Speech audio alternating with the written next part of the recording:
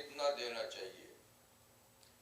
وَإِنَّهُ كَانَ بِعِبَادِهِ خَبِيرًا بَصِيرًا، بے شک اللہ تعالیٰ اپنے بندوں سے باخبر ہے اور ان کو دیکھنے والا ہے، ان کے حالات سے واقف ہے.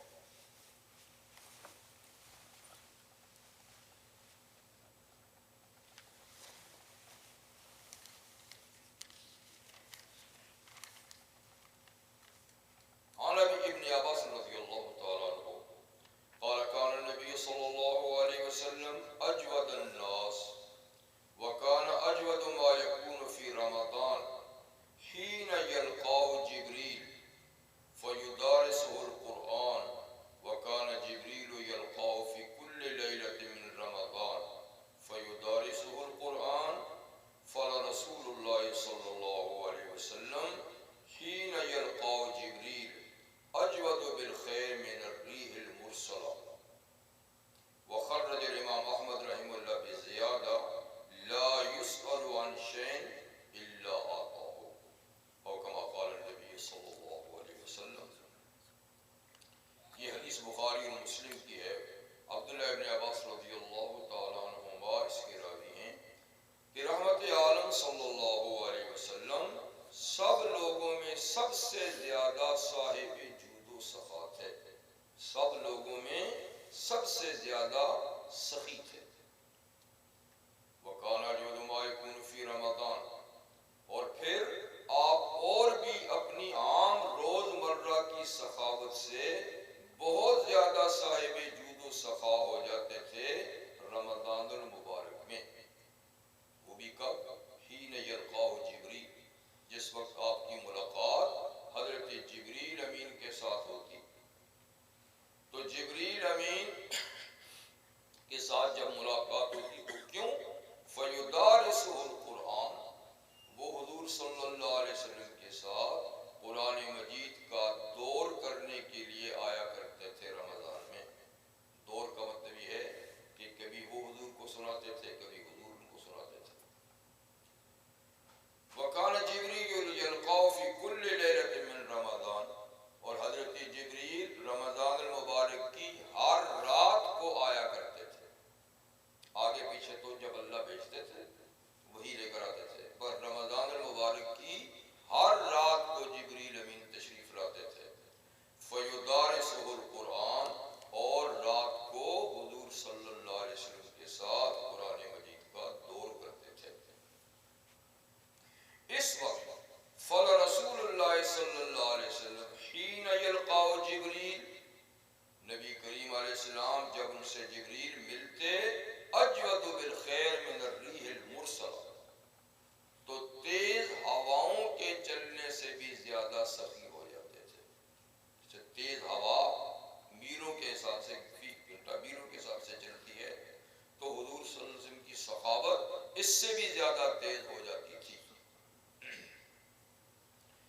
اسی حدیث کو بخاری اور مسلم کے علاوہ امام احمد رحمہ اللہ نے اپنی مسند بھی ذکر کیا ہے.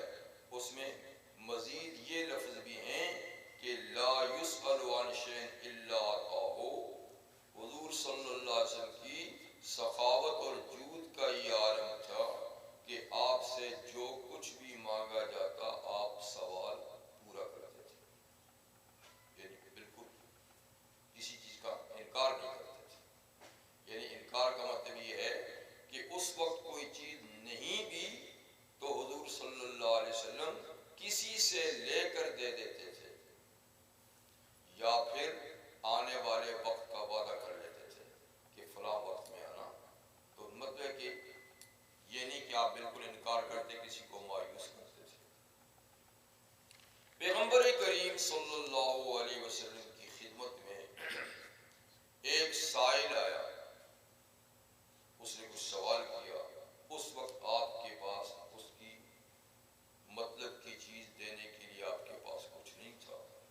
تو آپ نے فرمایا جاؤ اور فلاں صاحب کو میرا کہو اور وہ تمہارا مطلب پورا کر دے گا میری طرف سے، یعنی میرے نام سے اس سے لے، میں اس کو پھر کسی وقت ادا کروں گا. اس وقت آپ کے پاس حضرت عمر ابن خطاب رضی اللہ تعالیٰ عنہ بھی تشریف فرما تھے.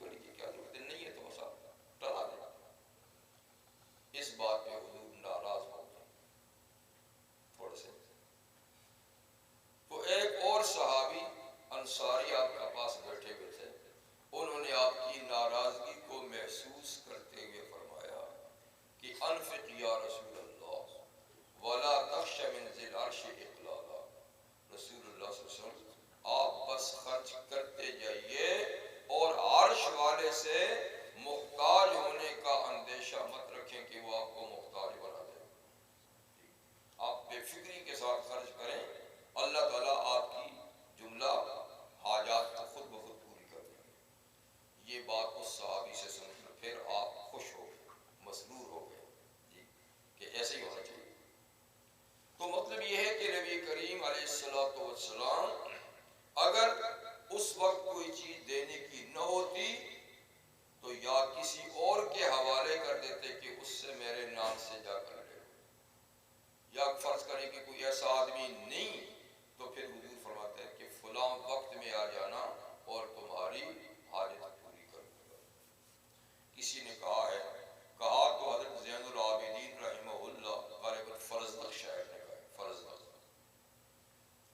تو زین العابدین بن حسین رضی اللہ عنہ کے بارے میں کہا تھا کہ ما قال لا قط الا فی تشہدہ لولا التشہد کان لاؤہ نعم۔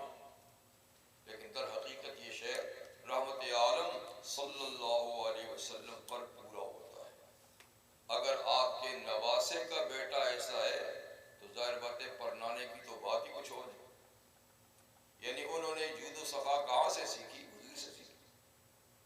تو کہا کہ حسین ابن علی، حسین یعنی علی ابن حسین بن علی، علی بن حسین جن کا لقب تھا یعنی زین العابدین، ما قال لا، انہوں نے کبھی کسی سائل کو نہیں کہا، لا نہیں کہا، ما قال لا قط، کبھی انہوں نے اپنی زبان سے نہیں کہا، الا فی تشہدہ، سوائے کلمہ شہادت کے، کہ اس میں لا کیا نہیں پڑتا ہے، اشہد اللہ الہ، تشہد میں لا الہ کہنا پڑتا ہے۔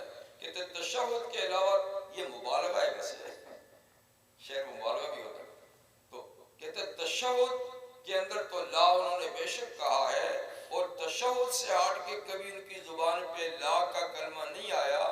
لولت تشہد کانت لاؤ نعم، اگر تشہد یعنی کلمہ شہادت نہ ہوتا تو ان کی یہ لا بھی نعم ہوتی، یہ لا بھی۔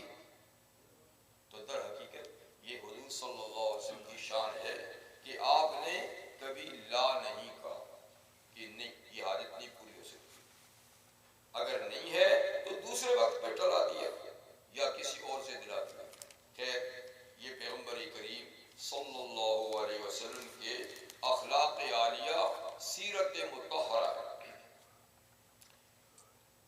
حق تعالی شانہ جیسے دوسری حدیث میں ہے کہ اللہ تعالیٰ سب سخیوں میں سب سے بڑی سخی تو خود اللہ ہے، اور سب کریموں میں سب سے بڑے کریم تو خود اللہ تعالیٰ ہے۔ تو اللہ تعالیٰ کی جود و سخا، لیکن ایک جود ہے ایک سخاوت ہے، اس میں بھی فرق ہے۔ ہم تو دونوں کو جود و سخا ہی کہتے ہیں، لیکن عربی زبان کے لحاظ سے جود اور چیز ہے، سخا اور چیز ہے۔ جود کہتے ہیں ہر صاحب حاجت کی حاجت کو پورا کرنا، ہر صاحب حاجت کی جو بھی حاجت ہے اس کو پورا کرنا۔ یہ صرف اللہ کی شان ہے، یہ صرف اللہ کی شان ہے کہ اللہ تعالیٰ ہر کسی کی اس کی حاجت جتنی بھی ہے اس کو اللہ تعالیٰ پوری کرتے ہیں۔ انسانوں میں تو کسی کے بس کی بات نہیں کہ ہر آدمی کی ہر من کی بات وہ پوری کر دے، اس لیے لوگوں میں تو سخی ہیں، اللہ صاحب جود ہے۔ حضرت ابو ذر رضی اللہ عنہ کی ایک روایت ہے جو نبی کریم صلی اللہ علیہ وسلم ارشاد فرماتے ہیں، اور یہ حدیث قدسی ہے۔ عن ابی ذر عن النبی صلی اللہ علیہ وسلم عن ربہ تعالی، ابو ذر حضور سے روایت کرتے ہیں اور حضور صلی اللہ علیہ وسلم خود اللہ تعالیٰ سے اس کی روایت کرتے ہیں، تو یہ حدیث قدسی ہے۔ قال، حضور نے فرمایا، یقول اللہ تعالی، اللہ جل مجدہ فرماتے ہیں، اللہ فرماتے ہیں، یا عبادی، اے میرے بندو، ان لو ان اولکم و آخرکم، اگر تمہارے پہلے لوگ جو دنیا سے جا چکے ہیں، وہ آخرکم، اور تمہارے پچھلے لوگ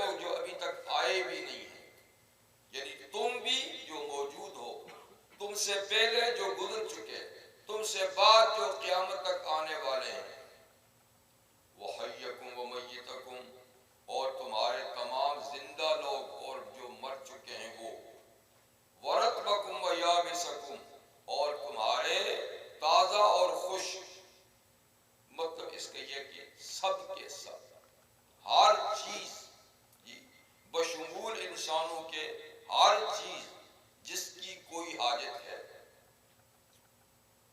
اجتمعوا فی صعید واحد، کہ وہ سارے کے سارے ایک میدان میں اکٹھے ہو جائے، پوری انسانیت کی کائنات، کائنات انسانی، کائنات جنی، کائنات ملائکہ یا اور اللہ کی مخلوق، سارے کے سارے اولین آخرین ایک میدان میں جمع ہو جائے۔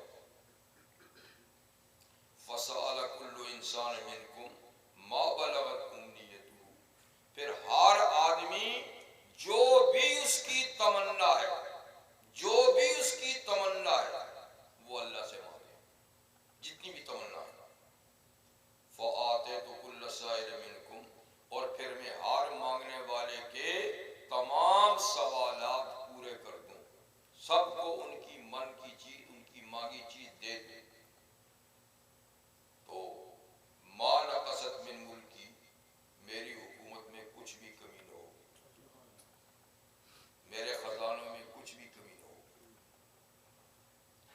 الا کما لو، ہاں اتنا سمجھ لو، یہ بھی سمجھانے کی بات ہے، اتنا سمجھ لو کہ لو ان احدکم مر بالبحر، اگر تم میں سے کوئی آدمی سمندر میں گزرے، سمندر کے پاس سے گزرے، فغمس فی ابرۃ، اور پھر اس میں ایک سوئی لٹکا دے پانی میں، ثم رفع الیہ، اور پھر اس سوئی کو اٹھائے،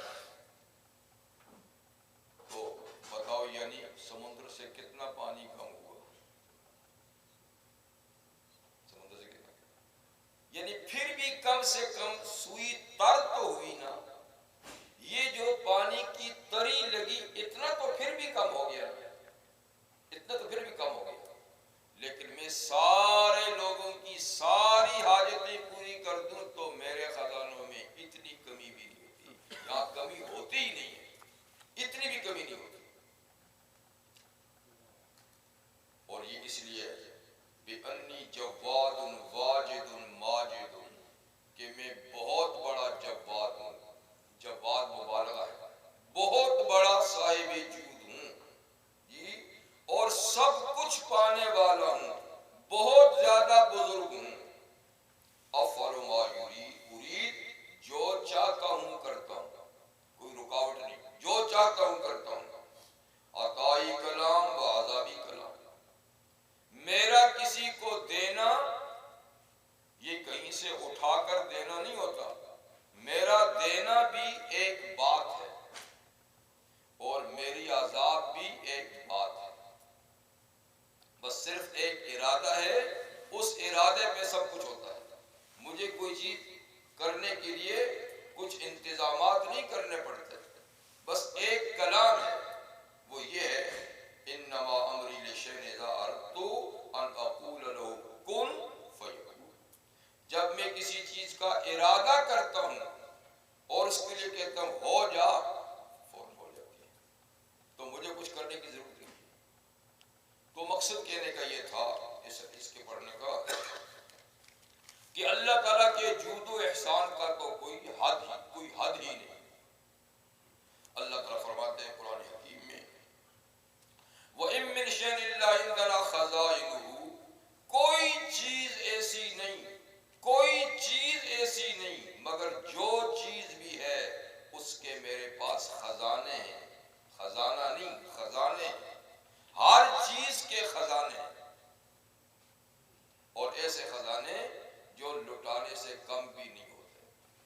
آپ اندازہ کریں کہ نہ معلوم اللہ تعالیٰ نے یہ کائنات کب سے بنائی ہے، اس کی ابتدا کا کوئی پتہ نہیں، جی پتہ نہیں کھربوں سال ہو گئے ہیں، یا ہم گنتی کر ہی نہیں سکتے کہ یہ کائنات کب سے بنائی ہے، اور اس کائنات میں کتنی بڑی بڑی چیزیں ہیں، اندازے نہیں کر سکتے، ہمارے اندازے سے ہر چیز باہر ہے، وقت سے اللہ اپنی اس کائنات کو چلا رہے ہیں. ہر چیز کو اس کے مناسب چیزیں دیے جا رہے ہیں کہ وہ رب العالمین ہیں، اور ہر چیز کو تربیت کی ضرورت ہے، پرورش کی ضرورت ہے. اللہ تعالیٰ ہر چیز کو پالے جا رہے ہیں. تو اب تک اس کے خزانوں میں کوئی کمی نہیں، اور نہ معلوم کائنات کب تک رہے گی، اور اس کو پالتے رہیں گے، اور نہ پھر کبھی کوئی کمی ہوگی.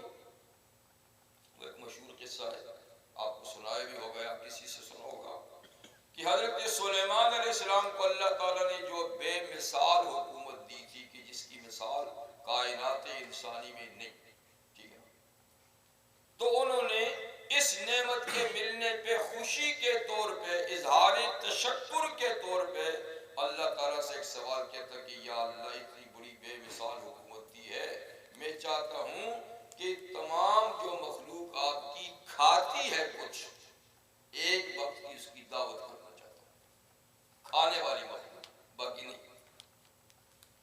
تو اللہ تعالیٰ نے فرمایا کہ دیکھ سلیمان، حکومت بے مثال تو دی ہے، لیکن اس چیز کو تو رہنے دے، میری مخلوق کی دعوت کرنے کو رہنے دے. یہ مشکل کام نہیں کرنا چاہتا ہوں کہ دعوت کر لوں. خیر انہوں نے اصرار کیا تو اللہ تعالیٰ نے اجازت دے دی تھی، کر لیں. تو انہوں نے کوئی بڑی لمبی چوڑی تاریخ اس کی مقرر کی کہ اس انتظام پہ تو بڑا وقت لگے گا. تو جو بھی بار تاریخ مقرر کی تو بتا کہ اللہ فلاں مہینے کی فلاں تاریخ کو فلاں وقت کا کھانا سب کھانے والی مخلوق کا میری طرف سے، ٹھیک ہے. اب اس کے لیے انہوں نے جھاڑو کرنے کے لیے مشین کی ضرورت، ان کو ہوا ان کی تابع تھی، تو ہوا کو حکم دیا تو بہت بڑی وادی کا صفایا کر دیا. اس نے چل کر جھاڑو پھیر دیا، صفایا کر دیا، اور جنات ان کے تابع تھے، ان سے بڑے بڑے دیگ بنوائے جی، اور ان کے اندر پکانا شروع کر دیا. روٹیاں بھی پک رہی ہیں، چاول بھی پک رہے ہیں، سالن بھی پک رہے ہیں، سب چیز. ایک وادی پکانے کے لیے کچن کے طور پر، ایک وادی اس کا وہاں سٹور کرنے کے لیے، اور پھر غذا خراب نہ ہو تو ٹھنڈی ہوا بھی ان کے ماتحت تھی. یعنی فریج کا نظام تو نہیں تھا، تو بہرحال ہوا کو حکم دیا کہ وہ ٹھنڈی ہوا چلتی رہے، ادھر پکا کے ادھر ڈالتے تھے، ٹھنڈی ہوا چلتے. خیر پوری وادی کھانے سے بھر گئی، پوری وادی بھر گئی، اور وہ تاریخ بھی آ گئی اتنے میں. تو ایک مچھلی جس کو اس وقت غذا ملتی تھی اسے نہیں ملی، تو اس نے اللہ تعالیٰ سے درخواست کی، اللہ اس وقت تو مجھے کھانا ملتا تھا، آج نہیں ملا. تو فرمایا آج سلیمان کی یہاں دعوت ہے. اچھا دعوت ہے، ہاں دعوت وہاں جو. تو وہ مچھلی سمندر سے نکلی اور وہ آئی سلیمان صاحب کے پاس میں کہ جی میرے تو کھانے کا ٹائم ہو گیا ہے، اللہ تعالیٰ سے نے دینا ہوتا تو آج پوچھا تھا. انہوں نے کہا آپ یہاں دعوت ہے تو کہاں ہے؟ انہوں نے کہا تعالیٰ صبر کر، اور مخلوق بھی تو آئے گی، اکیلی تو ہی تو نہیں ہے نا، سب آئیں گے، سب کے لیے دسترخوان بچھے گا، اس میں تو بھی ہونا، باقی بھی سب آئیں گے. انہوں نے کہا حضرت میرے کھانے کا ٹائم ہو چکا ہے، مجھے اللہ تعالیٰ اسی وقت دیتے ہیں اور میں صبر نہیں کر سکتی، اس لیے اور آئیں گے نہ آئیں گے اس کا آپ مجھے تو کھلا دیں. جب اس نے اصرار کیا کہا اچھا وہ فلانی وادی میں چلی جا، اور وہاں انبار لگے ہوئے ہیں، پہاڑ لگے ہوئے ہیں روٹیوں کے، چاولوں کے، کھا لو کتنا کھائے گا. کہتے ہیں وہ وہاں گئی تو ایک ہی لقمہ کر لیا سب کو، یعنی کئی مہینوں کا انتظام ایک. واپس آئی، کہا حضرت اور کیا مطلب ہے؟ کہا جی وہ تو جس وادی میں بھیجا تھا وہ تو میرا ایک لقمہ ہے، اور ایک وقت میں اللہ تعالیٰ 3 لقمے ایسے دیتے ہیں تو 2 لقمے باقی ہیں. تو سلیمان صلی اللہ علیہ وسلم اسی وقت سجدے میں گر گئے، یا اللہ یہ میرے بس کی بات نہیں، میں نے جو ساری مخلوق کے لیے کیا تھا وہ ایک مچھلی کا ایک لقمہ ہے، 2 ابھی بھی باقی ہیں، نہ معلوم اور نکلیں گی تو کتنی، اور پھر اور مخلوق. تو یہ تو ہی رب العالمین ہے، میرے بس کی بات نہیں. تو وہی اللہ کی مخلوق کو ہم نہیں جانتے. وَمَا يَعْلَمُ جُنُودَ رَبِّكَ إِلَّا هُوَ. اللہ کی کتنی مخلوق ہے اللہ ہی جانتے ہیں، کیا کچھ کھاتی ہیں، کیا کچھ ضروریات ہیں اللہ ہی جانتے ہیں، وہی پورا کرتے ہیں۔ تو بتائیے اللہ سے زیادہ بڑا جود و سخا والا کون ہے؟ کوئی نہیں۔ سب سے بڑے جود و سخا والے اللہ تعالی ہیں۔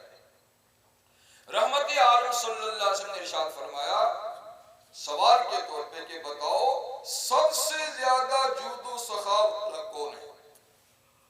پھر خود ہی جواب دیا کہ سب سے زیادہ جود و سخا والے اللہ ہیں،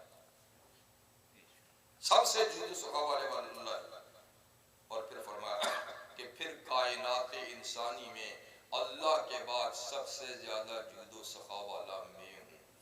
حضور نے فرمایا اللہ کے بعد، کیونکہ نبی کریم صلی اللہ علیہ وسلم کی شان یہ تھی کہ لا يدخر شيئا لغد، کل کے لیے کوئی چیز ذخیرہ بنا کے نہیں رکھتے تھے۔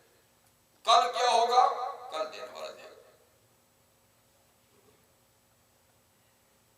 حضور صلی اللہ علیہ وسلم ایک دفعہ جبل احد کے پاس سے گزر رہے تھے تو آپ نے فرمایا اپنے ساتھی غالب حضرت سلمان تھے یا کوئی آپ کے ساتھ، فرمایا کہ اگر میرے پاس یہ پہاڑ سونے کا ہو جائے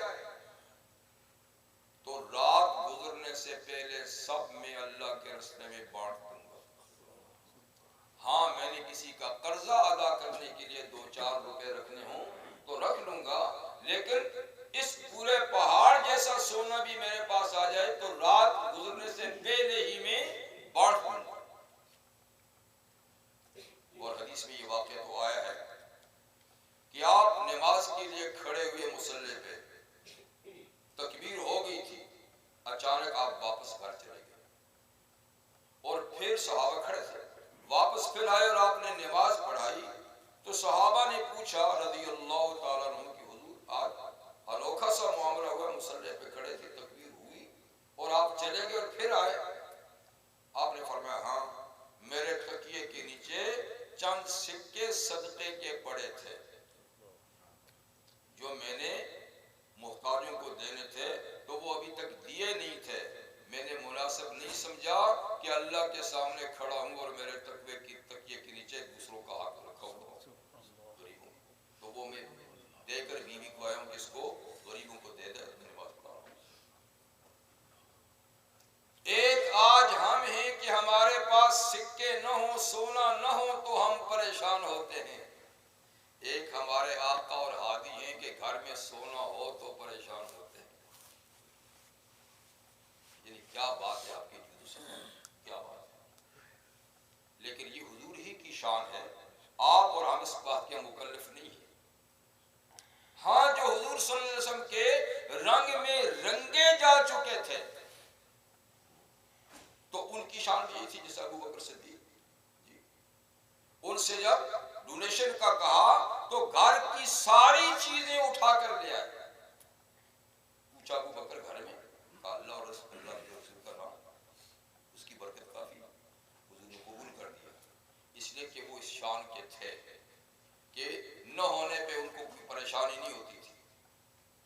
لیکن ایک صاحب جن کے پاس تھوڑا سا سونے کی ایک ڈلیا تھی وہ لے کر آیا، کہا کہ حضور یہ صدقہ ہے، اور یہ بھی کہا کہ میرے گھر میں اس کے سوا اور کچھ ہے بھی نہیں، تو حضور نے وہ ڈلیا اس پر پھینک دی، اس پہ لگی نہیں ورنہ چوٹ لگ جاتی، لیکن پھینک دی اور فرمایا کہ کچھ لوگ پورے کا پورا اثاثہ خرچ کر دیتے ہیں اور پھر ضرورت ہوتی ہے تو ہاتھ پھیلاتے رہتے ہیں، تو ایسا نہیں کرو، اپنی ضروریات کے لیے رکھو، جو اس سے بچتا ہے وہ خرچ کرو، تو جتنا حوصلہ ہے اتنا کام کرو۔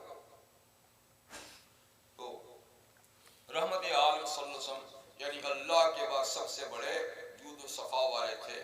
ایک سائل آپ کے پاس آیا، ایک وادی میں بکریاں چر رہی تھی، یعنی وہ سرکاری مال تھا، اس نے کہا حضور یہ بکریاں عطا فرما دیجیے، وہ بھی ساری بڑا جی، اس نے فرمایا یہ ساری لے، سب لے، پڑے سب 2-4 دے دیتے تو میرا کام ہو جاتا تھا، سب وادی میں سینکڑوں بکریاں، پورا ریوڑ، بار اس نے لے لی لوگوں جلدی مسلمان ہو جاؤ، محمد تو اتنا دیتے، واللہ اتنا دیتے ہیں کہ محتاج ہونے سے ڈرتے ہی نہیں کہ یہ سب چلا گیا تو میرا کیا بنے گا، اس کو ان کو تو فکر ہی نہیں۔ صحابہ فرماتے کہ کئی لوگ شروع میں اسلام اس لیے قبول کرتے تھے کہ مالی نفع ان کو ملے گا، کیونکہ حضور تو بہت کچھ دیتے تھے، لیکن پہلے تو لالچ میں اسلام قبول کرتے تھے، لیکن جب اسلام قبول کر لیتے تو فوراً اسلام دل میں گھر کر جاتا تھا۔ آتے تھے لالچ کے طور پہ، لیکن پھر اسلام گھر بھی کر لیتے تھے۔ اسلام میں سب سے زیادہ مال غنیمت جنگ حنین میں ملی تھی، ہزاروں کی تعداد میں اونٹ، بکریاں، گائے وغیرہ، اس لیے کہ وہ لوگ اپنا پورا اثاثہ لے کر میدان جنگ میں آئے تھے، کوئی چیز پیچھے گھروں میں چھوڑی نہیں تھی، سب معلومات تاکہ لوگ گھر نہ جائیں اور جنگ کے لڑیں۔ لیکن اللہ کا کرم ان کو شکست ہوگی تو سارے کا سارا اثاثہ مسلمانوں کے قبضے میں آ گیا۔ اس جنگ میں کچھ نو مسلم اور کچھ غیر مسلم بھی حضور صلی اللہ علیہ وسلم کے ساتھ مکہ سے شریک ہوئے تھے، 2000 کی تعداد میں، یعنی نان مسلم اور کچھ نو مسلم۔ ان میں ایک صفوان بن امیہ مکہ کا سردار تھا، اس سے حضور صلی اللہ علیہ وسلم نے کچھ اسلحہ بھی ادھار لیا تھا اس جنگ کے لیے۔ تو حضور صلی اللہ علیہ وسلم نے اس مال غنیمت میں تالیف قلب کے لیے، لوگوں کے دلوں میں اسلام کی محبت پیدا کرنے کے لیے کچھ غیر مسلموں کو بھی مال غنیمت سے دیا، اور بہت دیا۔ اس صفوان کو رضی اللہ عنہ جو بعد میں مسلمان ہو گئے تھے، پہلے 100 بکریاں دی، پھر 100 دی، پھر 100 دی۔ ایک روایت میں کہ ایک پوری وادی اونٹوں کی بھری ہوئی کا صفوان یہ سب دے رہی۔ صفوان حیرت میں پڑ گیا، اس نے کہا اللہ کی قسم محمد سے زیادہ مبغوض میرے نزدیک کوئی نہیں تھا، اور آج ان سے زیادہ محبوب میرے نزدیک کوئی نہیں ہے۔ اور پھر یہ بھی کہا اللہ کی قسم یہ ان کے نبی ہونے کی سچی دلیل ہے کہ اتنی سخاوت نبی کے بغیر کوئی نہیں کر سکتا کہ سینکڑوں اونٹ مجھ جیسے آدمی کو دے دے، یہ نبی کے بغیر نہیں کر سکتا، یہ ان کی نبوت کی نشانی ہے۔ تو رحمت عالم صلی اللہ علیہ وسلم جو ہمارے نبی ہیں، ہمارے مقتدا ہیں، ہمارے پیشوا ہیں، ہمارے جان مال عزت و آبرو سے زیادہ پیارے ہیں، تو ان کی سیرت کیا ہے؟ بندگان خدا کے ساتھ ایسا سلوک کرنا۔ یہ آپ کا عام معمول تھا، لیکن جب رمضان کا مہینہ آتا تو آپ کا معمول اور زیادہ بڑھ جاتا تھا۔ اور جیسے حدیث میں کہ بڑھنے کی وجہ یہ تھی کہ جبریل امین سے روزانہ ملاقات ہوتی جو سید الملائکہ ہے، تو ایک طرف سید الملائکہ، ایک طرف سید الانس والجان، ساری کائنات کے سردار، جب یہ دونوں ملتے تھے تو پھر سخاوت کی کیا بات ہے، سخاوت کی کیا بات ہے۔ تو بار صورت رمضان المبارک کا مہینہ یہ ہے کہ اس میں اعمال کا ثواب کہیں زیادہ بڑھ جاتا ہے، جیسے کہ حدیث میں کہیں زیادہ بڑھ جاتا ہے، اور نفلی عبادت فرض کا مقام حاصل کر لیتی ہے، اور فرض کئی فرائض کا مقام حاصل کر لیتے ہیں۔ تو اس لیے حسب توفیق روزے کے ساتھ ساتھ انفاق مالی کا بھی اہتمام کرنا چاہیے۔ جن لوگوں کے ذمہ زکوٰۃ ہے وہ بھی ادا کریں اس مہینے میں، تو ثواب زیادہ ملے گا۔ اگر زکوٰۃ ادا ہو چکی ہے تو بھی حسب توفیق اس مہینے میں زیادہ سے زیادہ صدقات ادا کرنے چاہیے، کیونکہ صدقے کا ثواب بھی فرض کے برابر ہو جاتا ہے اس مہینے کے۔ اور پھر یہ کہ روزے میں کچھ نہ کچھ کمی تو ہم سے ہوتی ہی ہے، ہمارے روزے میں کچھ نہ کچھ تو ہوتا ہے، اور صدقہ اس کمی کو پورا کر دیتا ہے۔ جتنا صدقہ زیادہ ہوگا اتنا روزہ زیادہ اجلا اور صاف ہو جائے گا۔ یعنی صدقہ جو ہے نا یہ روزے کی دھلائی کر لیتا ہے، صفائی کر لیتا ہے۔ اسی لیے ایک صدقہ رمضان المبارک کے اختتام پر بطور واجب کے ضروری ہے، صدقۃ الفطر جس کو کہتے ہیں، وہ تو ہر صاحب استطاعت آدمی پر واجب ہے، وہ تو دینا ہی دینا ہے۔ یعنی جس آدمی کے پاس فی الوقت اس صدقے کے واجب ہونے کا وقت عید کی صبح ہے، عید سے پہلے آپ ادا کر سکتے ہیں رمضان میں، لیکن واجب کب ہوتا ہے؟ عید کی صبح، اسی صدقہ فطر کہتے ہیں، یعنی عید الفطر کے وقت دینے والا صدقہ، لیکن عید کی نماز سے پہلے دینا افضل ہے، تاکہ جن تک جائے ان کو بھی کوئی خوشی نصیب ہو جائے، ان کی بھی کوئی حاجت پوری ہو جائے۔ لیکن پہلے نہیں دیا تو بعد میں بھی دینا پڑے گا، ثواب کی کمی ہو جائے گی۔ لیکن رمضان کے مہینے کے اندر بھی دینے کی اس کی اجازت ہے۔ بارہ صدقہ فطر ہر اس آدمی پر واجب ہے کہ جس کے پاس فی الوقت اتنا ضرورت سے زیادہ سامان گھر میں موجود ہے جو استعمال میں نہیں آتا، برتن ہیں جی، یعنی جو استعمال میں نہ آنے والے کپڑے ہیں وغیرہ جو بھی ہیں، اور ان کی مالیت 52.5 تولہ چاندی کی قیمت تک پہنچتا ہے، تو ان چیزوں پر زکوٰۃ تو نہیں، گھر کی چیزوں پہ زکوٰۃ نہیں، چاہے آپ استعمال کریں یا نہ کریں، لیکن اتنی مالیت کی چیز اگر گھر میں موجود ہے تو صدقہ فطر واجب ہے، قربانی بھی واجب ہے۔ زکوٰۃ تو نہیں ہوگی، لیکن زکوٰۃ نہیں، قربانی اور صدقہ فطر اتنی ضرورت سے زیادہ چیزیں اگر موجود ہیں تو بھی واجب ہے۔ تو ہر صاحب استطاعت آدمی پر صدقہ فطر اپنی طرف سے اور اپنی نابالغ اولاد کی طرف سے واجب ہے، بالغ اولاد یا بیوی کی طرف سے واجب نہیں، اگر ادا کر دے تو اس کی مرضی ہے، لیکن واجب نہیں، وہ اپنے خود ذمہ دار ہے، تو وہ واجب ہے۔ لیکن اس کے علاوہ اور صدقہ رمضان المبارک میں دینا، ایک تو اجر و ثواب کے لحاظ سے زیادہ، دوسرا یعنی روزوں کی صفائی اور دھلائی کے لیے بھی ضروری ہے۔ تو اس لیے اس مہینے میں ایک تو زیادہ سے زیادہ صدقہ دینا چاہیے، صدقہ فطر کے علاوہ۔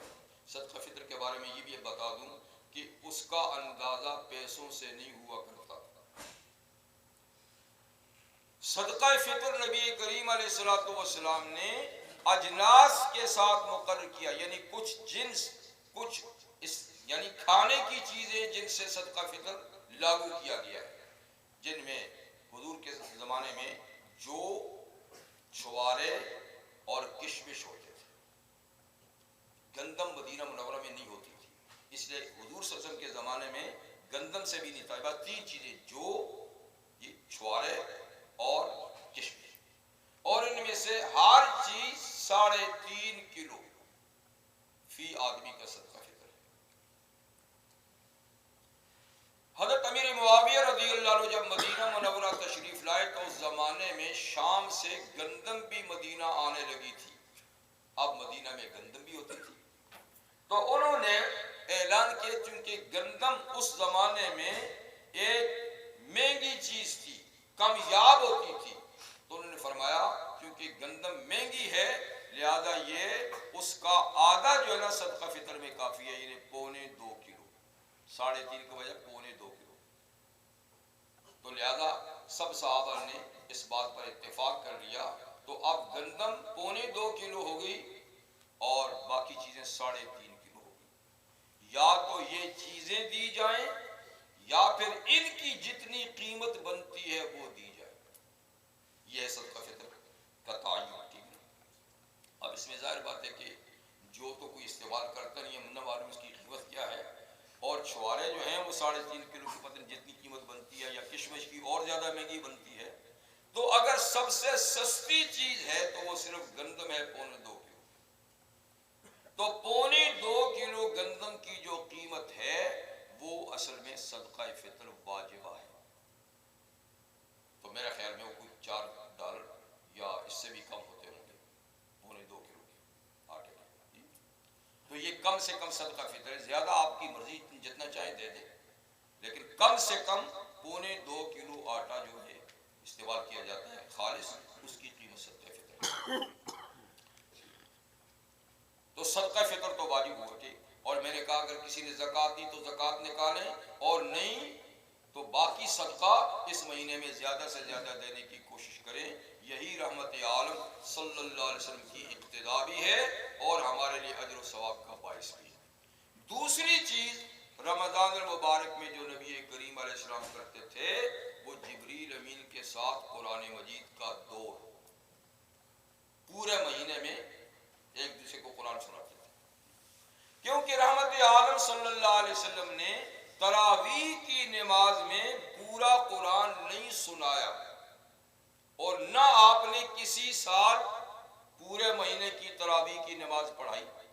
آپ نے پوری زندگی میں 3 نمازیں تراویح کی پڑھائی، 23 رمضان، 25 رمضان اور 27 رمضان، بس 23 رمضان کو آپ نے تراویح کی نماز پڑھائی 1/3 رات تک،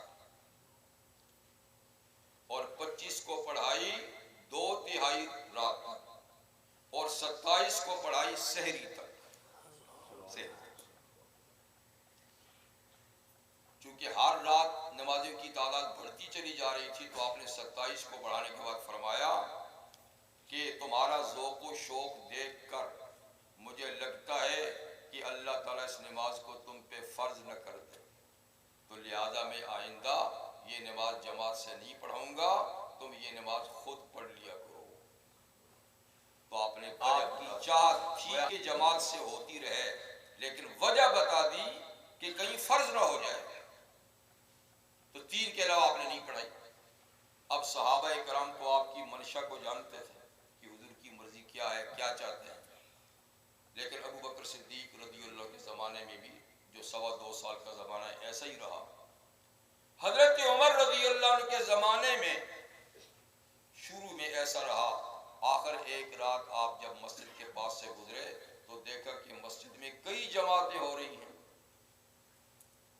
یعنی 2-2 4-4 10-10 کی ٹولیاں ایک ایک حافظ کے پیچھے سن رہے ہیں۔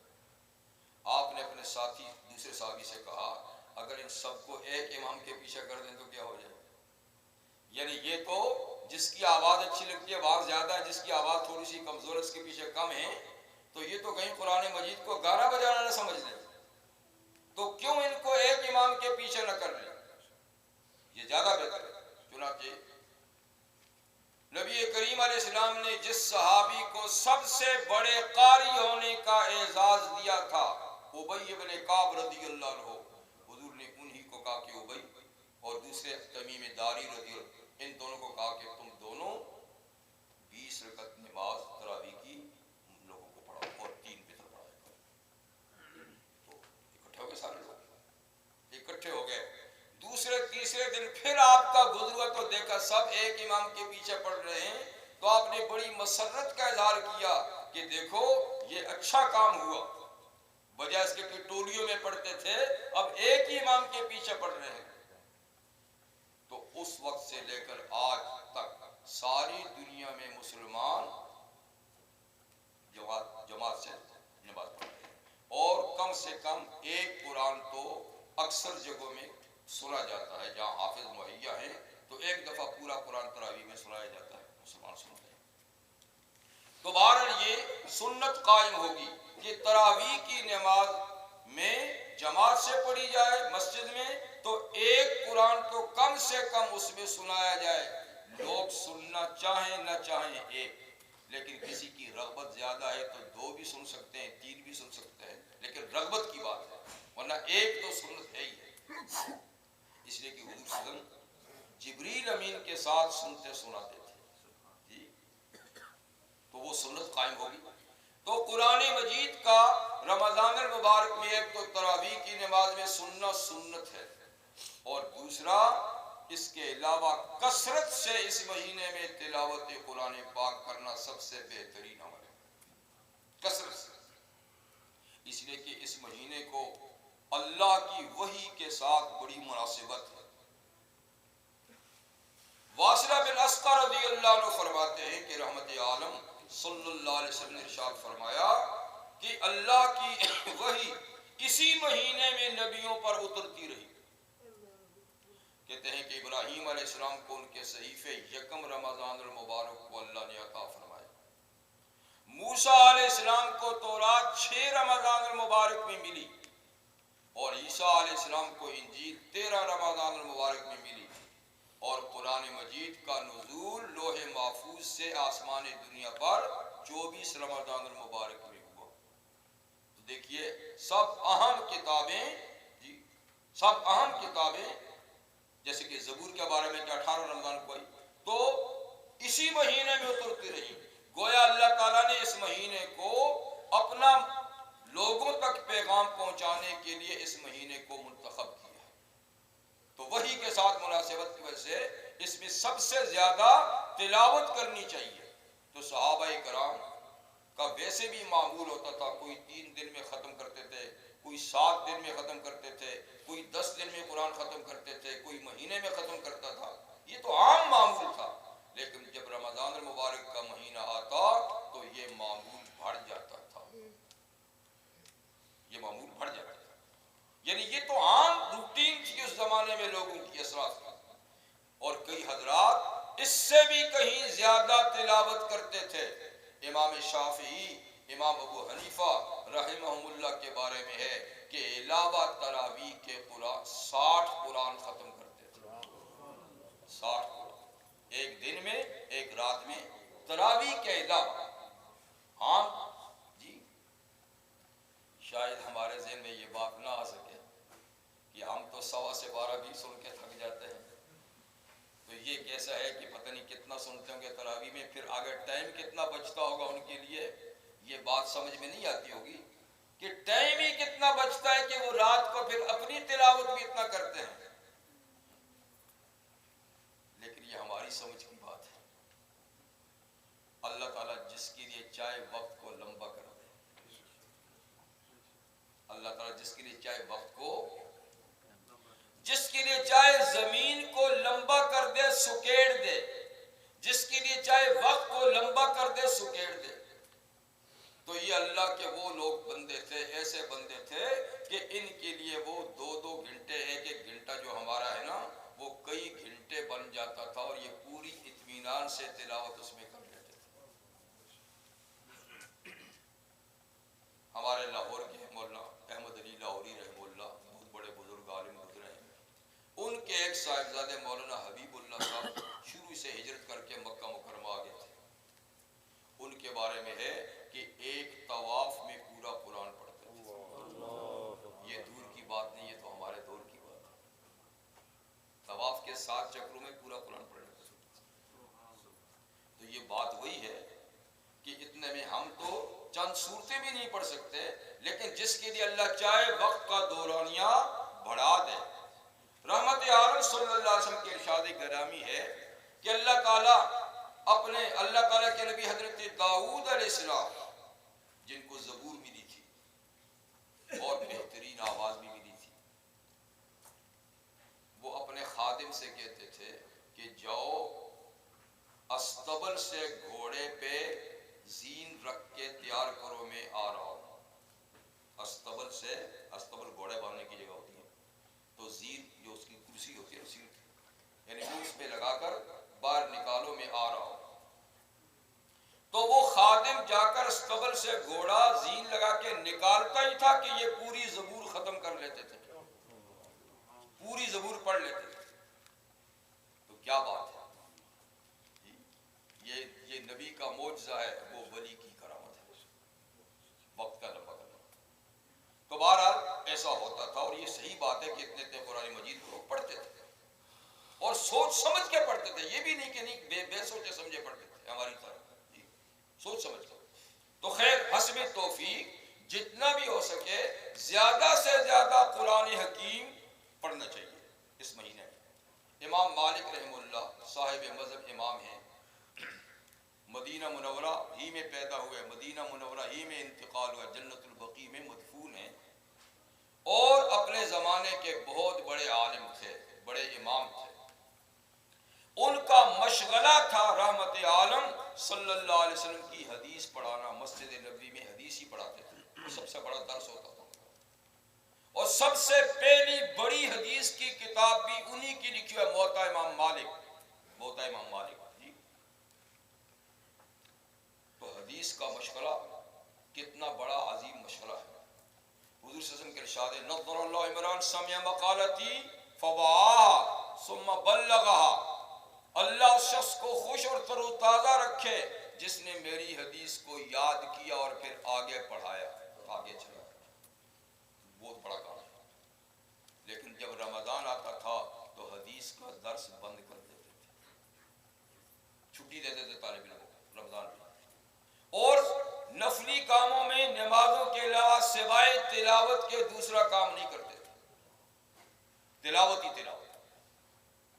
امام سفیان ثوری بھی بڑے جلیل القدر امام گزرے ہیں, وہ بھی بہت بڑے محدث تھے, لیکن رمضان المبارک میں وہ حدیث کا درس چھوڑ دیتے تھے اور وہ سارا وقت بھی تلاوت میں لگاتے تھے. حضرت عائشہ صدیقہ رضی اللہ تعالیٰ کے بارے میں بھی ہے کہ وہ بھی باقاعدہ رمضان میں قرآن مجید کھول کے دیکھ کے تلاوت کرتی تھی.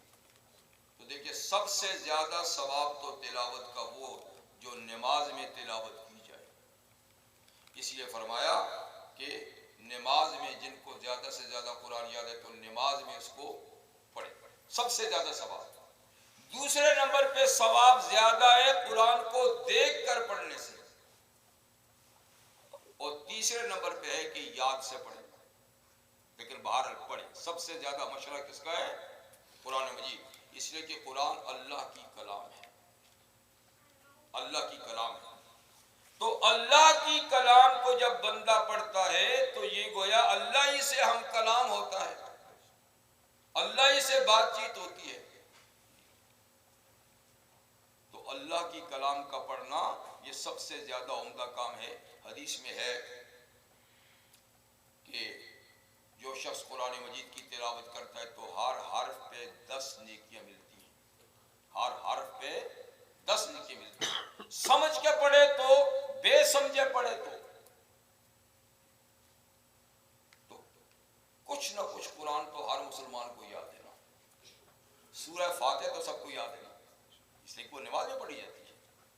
اور سورہ اخلاص تو سب کو یاد ہے نا, قل هو اللہ احد. اور بھی کچھ چھوٹی موٹی صورتیں یا آیتیں کسی کوئی نہ کوئی یاد رہتی ہیں. تو چلتے پھرتے بھی آدمی اگر ان مختصر صورتوں کی تلاوت کرتا رہے تو کتنا بڑا اجر و ثواب یہ سمیٹے گا. تو بہترین ذکر قرآن مجید کی تلاوت ہے. اور قل هو اللہ آیت سورت تو مختصر ہے لیکن 10 سے 12 کا ثواب رکھتی ہے. ایک دفعہ قل هو اللہ پڑھے, قل هو اللہ احد اللہ الصمد لم یلد ولم یولد ولم یکن له کفوا احد, 10. 3 دفعہ پڑھیں تو 30 سپارے پڑھنے کا ثواب. قل یا ایھا الکافرون 4 دفعہ پڑھیں تو پورے قرآن کا ثواب. الہاکم التکاثر سورت پڑھیں تو یعنی 1000 آیتیں پڑھنے کا ثواب. اذا زلزلہ والی سورت پڑھیں تو 2 قرآن یعنی 2 دفعہ پڑھیں تو پورے قرآن کا ثواب. اور سورہ یاسین پڑھے تو 10 قرآن ختم کرنے کا ثواب. تو بتائیے اللہ تعالیٰ نے اپنی کلام کے اندر ہی بھی درجہ بندی کی ہوئی ہے کہ میری ہی کلام ہے لیکن اس کا مقام, اس کا مقام, اس کا مقام اجر و ثواب کے لحاظ سے. تو یہ تو آدمی کر سکتا ہے. اس لیے پورے قرآن مجید کی تلاوت زیادہ سے زیادہ کرنے کی کوشش کریں, نہیں تو جو صورتیں آیتیں یاد ہیں ان کو کثرت سے پڑھتے رہیں. اس لیے کہ اس مہینے کو تلاوت قرآن کے ساتھ خاص مناسبت ہے. رحمت عالم صلی اللہ علیہ وسلم کی ارشاد گرامی ہے کہ الصیام والقرآن یشفعان, روزے اور قرآن یہ آدمی کی سفارش کریں گے قیامت کے دن. اللہ ان کو باقاعدہ جسم دیں گے. آج تو روزے کا کوئی جسم نہیں, تلاوت کا کوئی جسم نہیں ہمارے پاس. قیامت کے دن یہ مجسم ہو کر آئیں گے, بلکہ قبر میں بھی اعمال مجسم ہو کر آئیں گے. تو یہ دونوں اللہ تعالیٰ کے ہاں سفارشی بن کے آئیں گے. روزہ کہے گا یا اللہ اس شخص کو گرمی کے موسم میں, جی شدت کی گرمی میں, تھکاوٹ میں نے خواہشات پوری کرنے سے روک کے رکھا اور یہ رکا رہا, کھانا موجود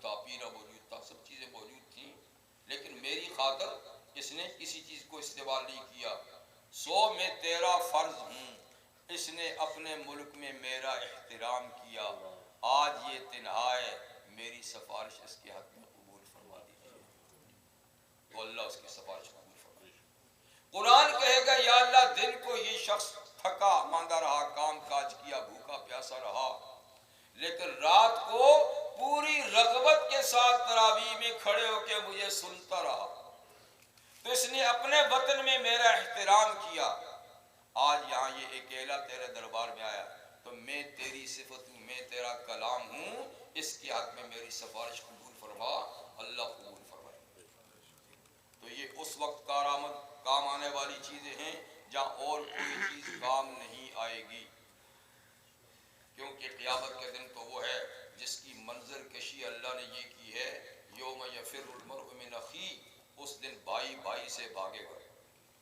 یوم یفر من اخیہ و امہ و ابیہ، جی آدمی اپنی ماں سے بھاگے گا، باپ سے بھاگے گا، بیوی سے بھاگے گا، بیٹے سے بھاگے گا. تو جن قریب ترین رشتوں کے ساتھ دنیا میں منسلک رہا ان سے منہ چھپاتا پھرے گا. بلکہ ایک دوسری آیت میں ہے کہ اپنے بچانے کے لیے ان سب کی قربانی بھی دینے کے لیے تیار ہو جائے گا کہ یہ سارے کے سارے جائیں میں بچ جاؤں. تو آج جن کی خاطر ہم قرآن کو قربان کر رہے ہیں، روزے نماز کو قربان کر رہے ہیں، کل کو ان کی قربانی دینے کے لیے آدمی تیار ہوگا اپنے بچانے کے لیے. تو اس مشکل گھڑی میں کون ساتھ دے گا؟ یہی عبادات جن پہ ہم آج ظلم کر رہے ہیں، یہ مظلوم عبادات بھی وہاں کام آئیں گی. یہی نماز آئے گی، یہی روزہ، یہ ساری چیزیں. تو چاہیے کہ اس مشکل گھڑی کے ساتھی کا آج ساتھ دے. یہ نہیں کہتا کہ دوسروں کا ساتھ نہ دیں، ان کا بھی دیں ضرور، ان کے حقوق بھی پورا کریں، لیکن جو مشکل گھڑی میں کام آنے والے ہیں ان کا ساتھ دیں، ان کو خوش کریں. تو اللہ تعالیٰ ہمیں توفیق عطا فرمائے. کہ ماہ رمضان المبارک اب تقریباً نصف ہو چکا ہے اور کچھ رہتا ہے، تو جس ذوق شوق کے ساتھ اللہ تعالیٰ نے آپ کو توفیق دی روزے رکھنے کی، تراویح پڑھنے کی، آگے بھی اللہ تعالیٰ ہم سب کو اس کی توفیق عطا فرمائے اور ہمارے ٹوٹے پھوٹے اعمال کو اللہ تعالیٰ شرف قبولیت سے نوازے، مزید بہتر کرنے کی ہمیں توفیق عطا فرمائے. اس مہینے میں اللہ تعالیٰ زیادہ سے زیادہ تلاوت قرآن کی توفیق دے اور پھر قرآن مجید کو سمجھنے کی بھی توفیق دے اور پھر قرآن مجید کے نظام کو اپنانے، اس کے مطابق چلنے کی بھی توفیق دے. اللہ تعالیٰ روزے کی عبادت، نمازوں کی، سب کی توفیق عطا